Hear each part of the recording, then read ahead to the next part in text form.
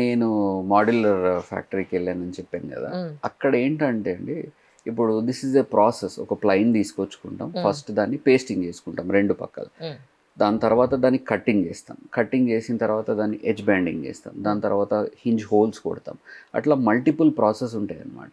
ఆ మల్టిపుల్ ప్రాసెస్కి వాళ్ళు each ప్రాసెస్కి cost చేస్తారు మనకి.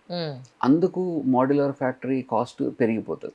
అదే హోల్ సొల్యూషన్ లాగా ఇస్తున్నాం అనుకోండి, అప్పుడు మనకి ఏంటంటే అన్ని మెషిన్స్ నావే, నా హోల్ కోర్ పాయింట్ ఏంటంటే నేను ఫర్నిచర్ ఇన్స్టాల్ చేసి ఇవ్వాలి.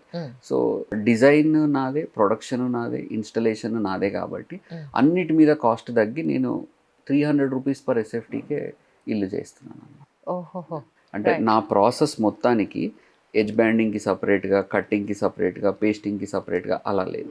మొత్తం ఫంక్షన్ చేసి ఇన్స్టాల్ చేసినందుకు నేను 320 రూపాయలు ఏదో ఛార్జ్ చేస్తున్నాను, మెటీరియల్ వదిలేసి. సో అలా మేము వేరే కంపెనీస్ కన్నా చాలా తక్కువ ప్రైస్లో చేస్తాం.